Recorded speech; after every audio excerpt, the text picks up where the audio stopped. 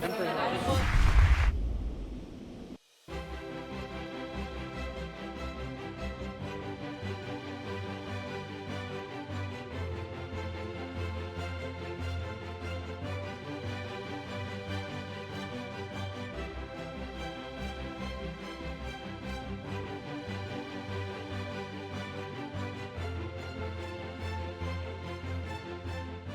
Muchas gracias por venir, a los que están aquí en vivo, y muchas gracias por acompañarnos también a todos los colegas que están conectados desde el Perú. El profesor Pedro Grández Castro es profesor ordinario en la Facultad de Derecho de la Universidad Nacional Mayor de San Marcos y de la Pontificia Universidad Católica del Perú, con una larga lista de publicaciones. Ha sido asesor jurisdiccional del Tribunal Constitucional, director ejecutivo del Centro de Estudios Constitucionales, director general de la Academia de la Magistratura y director de la Escuela Electoral de Gobernabilidad del Jurado Nacional de Elecciones en el Perú. Actualmente es director de la editorial jurídica Palestra Editores. Estamos muy contentos de tenerlos con nosotros. Tiene un tiempo aproximado de 30 a 40 minutos y luego abrimos el debate. Muchas gracias. Muy bien, muy agradecido. Estoy muy contento de poder participar en este espacio. Mi gratitud siempre al profesor Alejandro Sáenz. Es un gusto además compartir con colegas y también tener la presencia del profesor César Landa, que son mis amigos, uno de los constitucionalistas más conocidos del país. El título puede ser engañoso, porque dice independencia judicial en el sistema interamericano, y en realidad eso abarcaría mucha de la jurisprudencia que aquí no voy a referirla, sino simplemente es el punto de partida, digamos, para centrarme en un caso en particular, que es el caso Cuyalabi contra Perú, y a partir de ese caso, pues hacer algunas anotaciones, reflexiones sobre hasta qué punto el estándar de la jurisprudencia del Tribunal Interamericano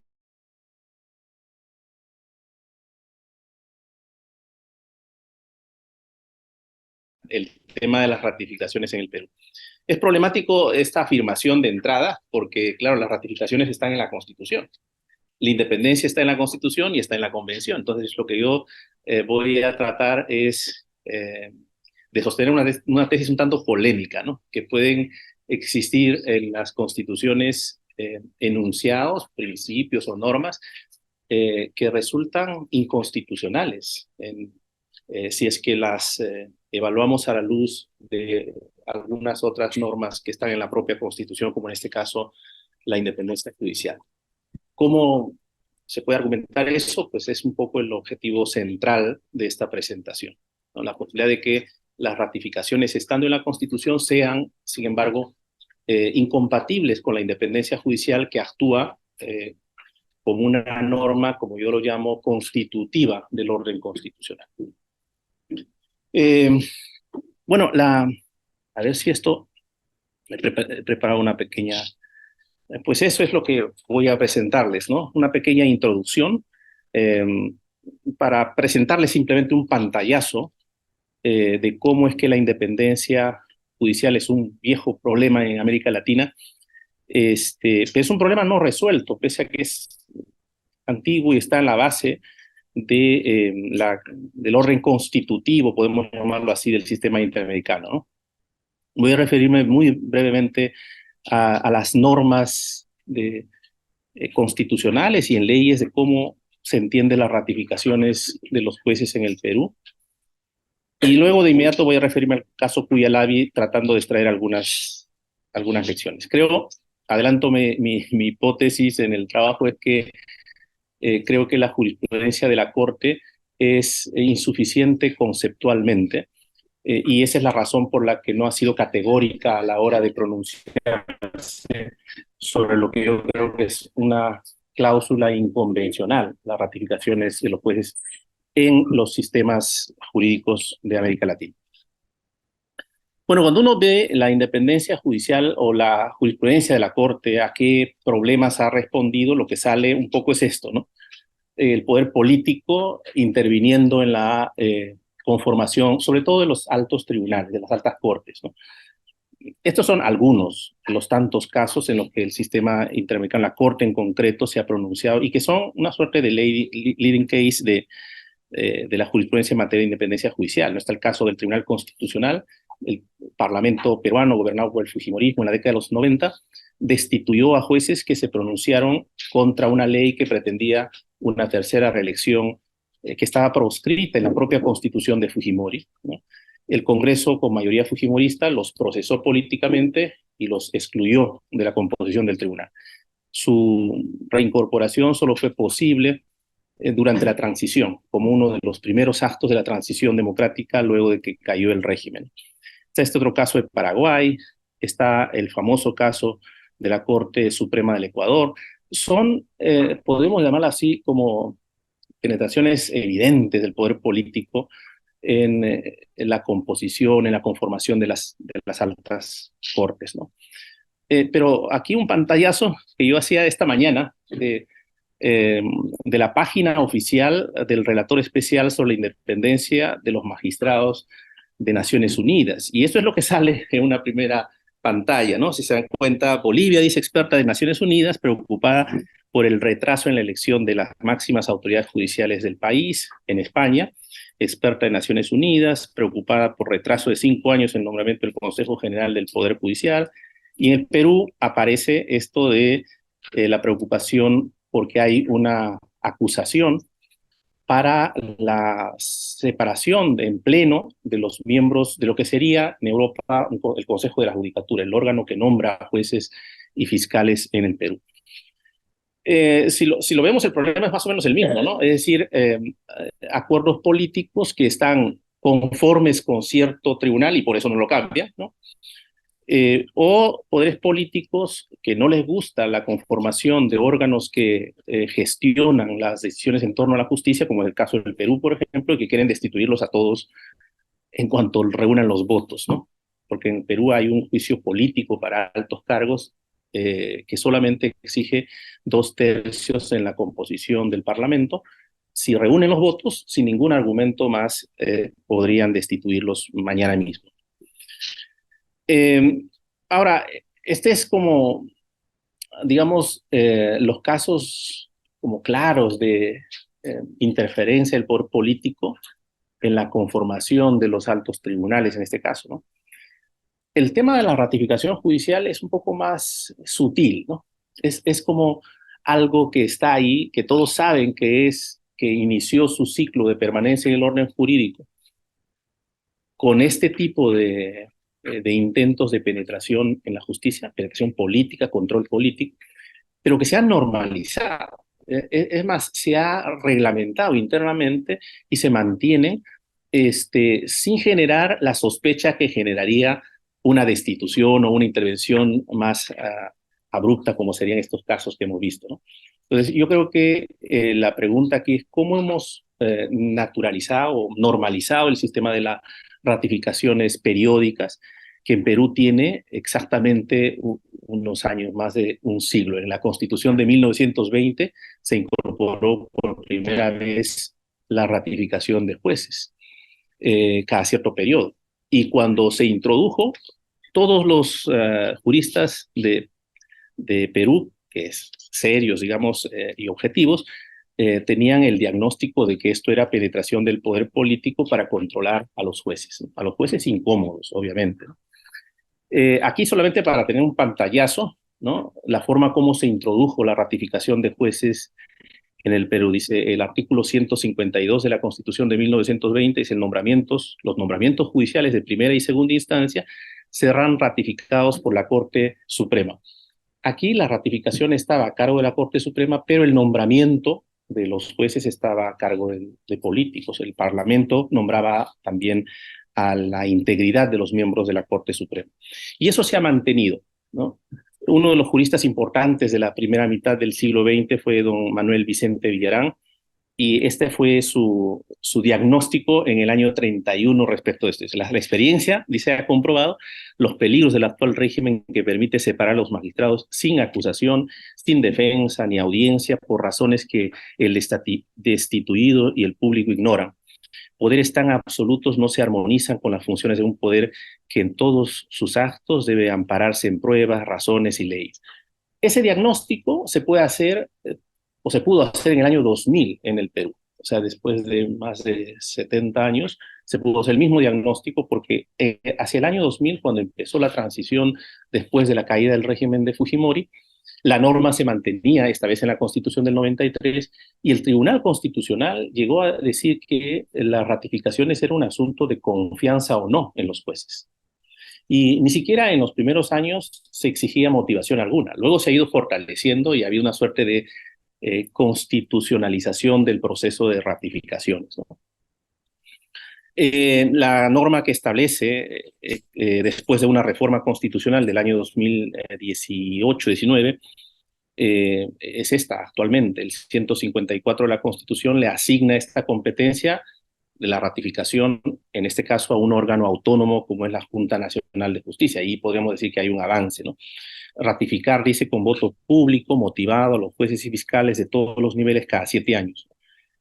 Esta disposición que sigue dice: los no ratificados o destituidos no pueden reingresar al Poder Judicial. Este ha sido objeto del pronunciamiento a lo que me voy a referir enseguida, ¿no? En la ley orgánica de la Junta se establece que la ratificación es un procedimiento distinto al procedimientos que hay disciplinarios, ¿no? Es un proceso bastante discrecional. Y además al que ingresan absolutamente todos los magistrados. Para tener una imagen simplemente de cómo funciona esto, porque sería muy complicado explicarles las reglas que existen, ¿no? Pero puede ser objeto de análisis en estos procesos de ratificación, el control de las decisiones. Los jueces llevan al órgano que va a pronunciarse sobre su ratificación una suerte de muestra de sus resoluciones judiciales para que sean objeto de evaluación. Hay pruebas psicológicas, ¿no? Hay imputaciones anónimas en ese procedimiento. Cualquier persona puede introducir una acusación y no hay necesidad de poner nombre ni de dónde se está.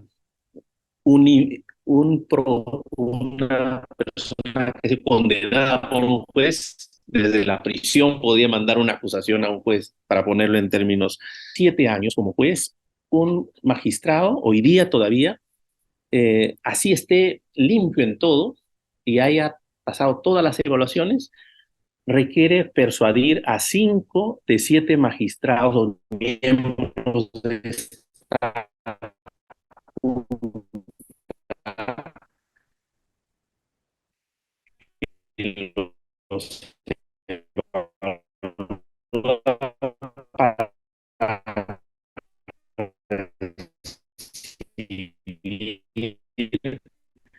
la, eh, la ratificación en el cargo, o sea, que llega con una, sabemos en base a qué él tiene que hacer. Me parece que muestra la arbitrariedad en la que se podía fácilmente, o de la que se podía hacer objeto muy fácilmente un proceso de ratificación. Dice: la comisión de un hecho grave que sin ser delito. Bueno, una de las primeras dificultades que me parece que se va a mostrar más adelante también en la jurisprudencia es cómo hemos concebido conceptualmente la independencia judicial. Me parece que esta es una de las primeras cuestiones que podríamos discutir, ¿no? Es decir, cómo aparecen los textos y cómo aparece luego en la jurisprudencia el concepto de independencia judicial, ¿no? Porque lo que se ve en el caso de las ratificaciones es que nuestro concepto abstracto de independencia no logra ver cómo es que la ratificación compromete el corazón, como yo sostengo, de la independencia. O sea, si uno pues coge ahora un manual europeo, español, por ejemplo, y latinoamericano también, nos vamos a encontrar con estos conceptos básicos, ¿no? Independencia objetiva, subjetiva, interna, externa, ¿no? Que sirve para algunos propósitos, pero que no para otros. En concreto, no para lo que significa el proceso de ratificación. Por ejemplo, creo que no está en el radar conceptual de la independencia judicial. Por eso a mí me ha parecido más completo este concepto de Shimon Shetret, que es un experto de la Universidad de Jerusalén. El año pasado estuve en un congreso que hubo sobre independencia judicial en Lima y tuvimos un poco ocasión de revisar un poco más su trabajo, que tiene años en este tema, ¿no? Me parece muy interesante esta distinción entre la dimensión institucional e individual de la independencia, y más todavía la referencia a una dimensión cultural, ¿no? O sea, él lo que dice es que hay un entramado de normas que pueden empezar con la Constitución, pero que la independencia compromete también prácticas, culturas, y cómo se va construyendo lo que podríamos llamar la cultura de la independencia judicial. Y este concepto me pareció interesante por lo que significa la ratificación como proceso cultural, digamos, de cultura de la independencia que se va forjando, ¿no? Es un concepto que me parece que se podría hacer un paralelo, ¿no? Con el tema de la justicia que yo traía a colación aquí, ¿no? Es decir, este trabajo de Judith Shklar, por ejemplo, indaga sobre la justicia a partir de la experiencia de la injusticia. Y me parece interesante el paralelo que se podía hacer con la independencia, ¿no? Es decir, el concepto abstracto de independencia lo conocemos todos, pero no hemos indagado la independencia a partir de la cultura de la dependencia y de la sujeción. Y de ahí surgen cosas interesantes, porque eh, yo citaba, por ejemplo, una audiencia de un proceso judicial que se hizo, bueno, se ha hecho varios procesos judiciales a los implicados en el proceso de corrupción en el régimen de Fujimori. Pero el asesor principal de Fujimori, que tenía un apellido Montesinos, que está purgando condena, en un momento en la audiencia le preguntan cómo lograba él que los jueces respondan tan al unísono, digamos, lo que el régimen quería, ¿no? Y él dice en la declaración, en la audiencia, de que pocas veces tenían que hacer gestiones con jueces en la Corte Suprema. Por lo general los jueces sabían lo que el régimen quería y no era más necesario nada, ¿no? Y esto me parece que es interesante, pero claro, no está en los manuales eso, ¿no? Y obviamente la Corte Interamericana, cuando intenta también construir su jurisprudencia, es curioso, pero no hay en la jurisprudencia ninguna audiencia a jueces para hacerles preguntas, por ejemplo, ¿qué significa un proceso de ratificación? No hay trabajo de campo, cómo es la cultura de la dependencia que genera, o, digamos, podemos llamar, el estrés que generan en los magistrados, ¿no? Cuando uno conversa con los magistrados, cómo se preparan para el acto de la ratificación, es una absoluta incertidumbre, ¿no? Y claro, pasan la ratificación y ya están pensando en la siguiente ratificación. Probablemente los casos de mayor notoriedad pública lo piensan cómo va a aparecer en su legajo en la eventual momento en el que se presentan al Tribunal de las Ratificaciones, ¿no? En este caso la Junta.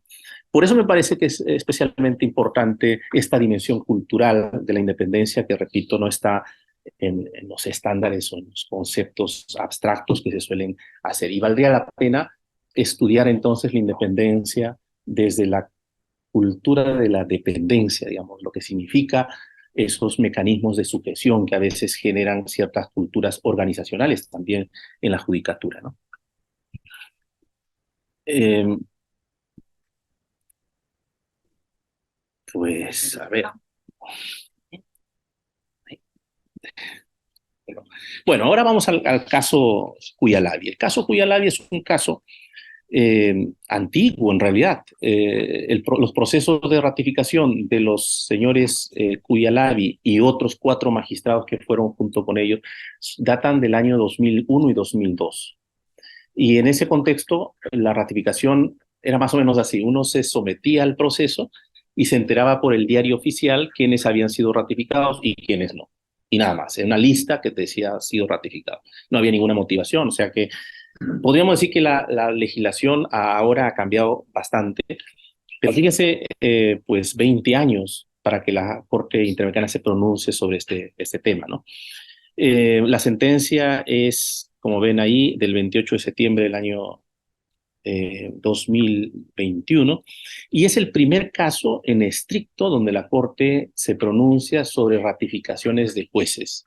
O sea, analiza el tema del sistema constitucional de ratificaciones en el Perú. Hay un caso previo, que es este caso Moya Solís, que no era en estricto un juez, sino más bien un funcionario administrativo, un secretario de juzgado, digamos, que fue separado también mediante este mecanismo, porque las ratificaciones no solamente son de jueces, sino también de funcionarios. Y en este caso, Moya Solís, la Corte avanzó, sin embargo, un criterio que luego se volvió fundamental. Dijo que las ratificaciones en sentido estricto material son sanciones. Y como son sanciones, son exigidas en consecuencia todas las garantías de un proceso sancionatorio disciplinario, ¿no? Y me parece que esto que parece de avanzada es también la condena de la Corte, desde mi punto de vista, porque lo que hace es procesalizar, ¿no? la, eh, la, el estándar, ¿no? ¿Cuál ha sido la recepción, la lectura que se ha hecho en el Perú por las instancias de la propia organización judicial y en este caso de la Junta Nacional de Justicia? Bueno, hay que incorporar todo lo que sea debido proceso para que las ratificaciones se mantengan. Entonces, las ratificaciones no son incompatibles a condición de que se cumplan con una serie de exigencias procesales, ¿no? Y esto a mí me parece que es el primer problema serio que tiene la jurisprudencia, ¿no? ¿Por qué la Corte no se pronuncia de manera categórica? Esta es la pregunta que debiéramos hacer, ¿no? Si lo tiene tan claro en algunos tramos de su razonamiento como en este, por ejemplo, que en el 129 dice que la garantía de estabilidad e inamovilidad en el cargo para juezas y jueces y para los fiscales, esto lo extiende también a los fiscales, dice, a su vez, significa que la separación de sus cargos deba obedecer exclusivamente a causales permitidas, ya sea por medio de un proceso que cumpla con las garantías judiciales o porque han cumplido el término de su mandato. Podríamos decir que no hay espacio para las ratificaciones, ¿no? Proceso disciplinario o cumplimiento del término del mandato. Y luego dice que los jueces, las juezas, los fiscales solo pueden ser destituidos por faltas de disciplina graves o incompetencia. Y finalmente, que todo proceso deberá resolverse de acuerdo con las normas de comportamiento judicial establecidas y mediante procedimientos justos que aseguren la objetividad e imparcialidad según la Constitución o la ley. La conclusión debió haber sido de que, en consecuencia, las ratificaciones periódicas, aun cuando estén en la Constitución, son incompatibles con la independencia judicial. Pero eso no dice la Corte. Y esa no es la lectura que se ha hecho también de este caso tan importante, ¿no? Pues lo mismo acá, ¿no? La convencionalización es una convención a medias porque no logra entender, creo yo, cómo es que se está afectando el corazón de la independencia judicial. Yo, a partir de aquí, lo que tengo es jurisprudencia de la Corte. La primera que ya adelanté, que es una jurisprudencia conceptual abstracta, que es incapaz de identificar la dimensión cultural de la independencia, que en la práctica supone pues un sometimiento permanente a las decisiones de un órgano externo al sistema, ahora sí externo totalmente, porque antes era un consejo de la judicatura que tenía, de alguna manera, venía del propio sistema de la justicia. Ahora la Junta pues es un órgano absolutamente externo, ¿no? No tiene composición de jueces, ¿no? Tampoco podría tenerlos, o sea, no es como los consejos europeos de la judicatura, donde hay miembros del propio órgano judicial, ¿no? Una cuestión interesante es también preguntarnos, porque está de moda la ponderación en toda América Latina y los tribunales lo citan y lo aplican permanentemente, ¿no? Y a mí me parece que la ponderación, cuando se trata de principios tan esenciales como la independencia, es una trampa dentro de la práctica judicial, ¿no?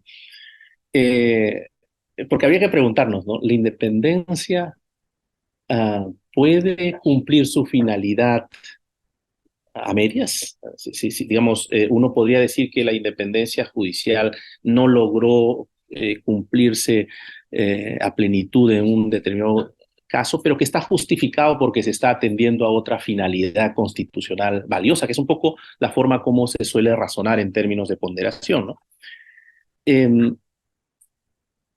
A mí me parece interesante reflexionar sobre si en las constituciones todo lo que está en la constitución son lo que podemos llamar bajo el rótulo de bienes constitucionales, ¿no? Porque a veces así nos referimos y asumimos de entrada que la constitución recoge pues un conjunto de bienes moralmente aceptables, buenos.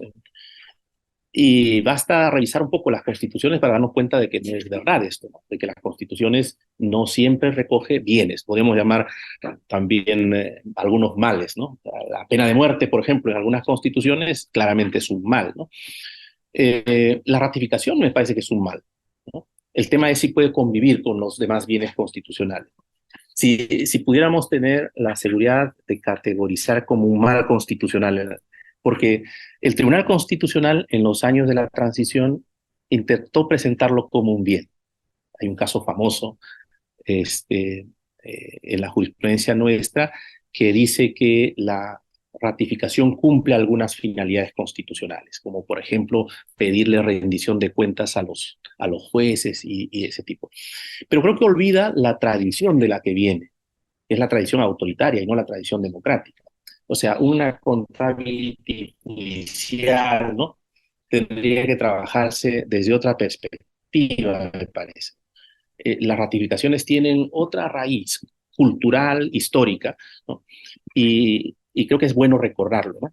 Entonces, es un error desde el punto de vista introducir la independencia como un bien y al frente ponerle la ratificación y empezar a hacer ponderaciones, ¿no?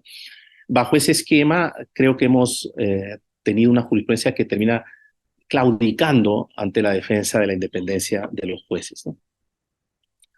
Y la tercera es que la jurisprudencia no observa, porque no, digamos, a lo más que tiene la Corte Interamericana son algunos informes y algunos peritos expertos, pero no hay una metodología que permita indagar un poco más en cómo es en la práctica el proceso de ratificación. Porque acercándose a la realidad, digamos, hubiera sido fácil percatarse de que es un procedimiento absolutamente arbitrario, ¿no? Y que por más que se le ponga algunos paños para presentarlo como más amable y amigable constitucionalmente, sigue siendo un proceso que termina con una votación, ¿no? Y en donde si no obtienes 5 votos de 7, pues no serás ratificado. Y esto pues genera permanentes problemas prácticos, ¿no? Un último problema al que quisiera referirme, porque la Corte no es categórica en el tema de la ratificación, que es el corazón del caso, y sin embargo sí es categórica con otra parte del artículo 154 donde están las ratificaciones. Recordarán que el 154 tiene dos partes, ¿no? En una dice que los jueces son ratificados cada 7 años, y luego dice los no ratificados o los que hayan sido separados por inconducta funcional ya no pueden volver. Esa cláusula fue incorporada en la reforma del año 2018 en el Perú y fue sometida a un referéndum en el que el 87% de la ciudadanía se pronunció a favor de esa incorporación de esa cláusula, ¿no? Hay que entender que estamos en un contexto en el que han habido casos muy notorios, importantes, de jueces que se han corrompido, o sea, que se han conocido de casos de corrupción a nivel de la Corte Suprema. El último caso, el escándalo importante de corrupción judicial involucró a una buena cantidad de jueces. O sea, acá hay corrupción judicial muy introducida en la cultura judicial peruana, ¿no? Y hace mucho tiempo. Entonces, estas reformas responden un poco a esa necesidad de separar y a los que ya se les pudo demostrar en un procedimiento disciplinario que no vuelvan más. Pero la Corte en estos casos pareciera decirnos que esa cláusula de la Constitución es incompatible con la Convención, porque lo que plantea es un procedimiento de adecuación y eso supone una reforma de la Constitución para adecuarlo. A mí me parece que hemos visto, claro, varios casos en donde la Corte Interamericana, incluso pues en buena hora podemos decir, se ha ganado en términos de resultado al menos, aplausos en América Latina pidiendo reformas constitucionales. Pero creo que a estas alturas habría que empezar a repensar ese papel tan activo de la Corte que se introduce digamos, a cuestionar procesos de reforma constitucional, ¿no? Estos son algunos de los casos donde la Corte ha sugerido reformas constitucionales. Aquí lo que plantearía es un poco en términos de pregunta, ¿no? ¿Debemos seguir aceptando que la Corte haga control de convencionalidad de las cláusulas constitucionales, también de las ratificadas en contextos democráticos por la ciudadanía? O sea, la Corte nos va a seguir imponiendo ese tipo de decisiones.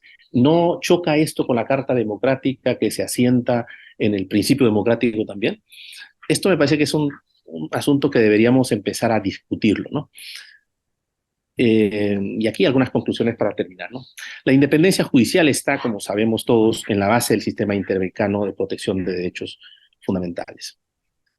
No se ha hecho, obviamente, una jerarquización de cuáles son los principios constitutivos o fundantes, pero, por ejemplo, en el documento con relación a el informe de la Comisión sobre la reelección indefinida en América Latina, hay una preferencia por el principio de la democracia representativa, por ejemplo.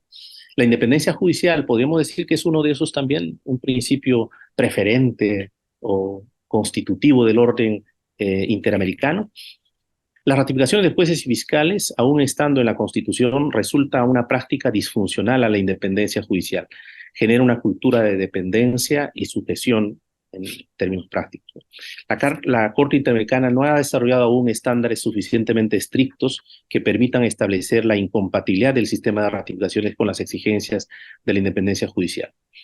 La ponderación de principios debe limitarse tratándose de principios constitutivos de un orden constitucional.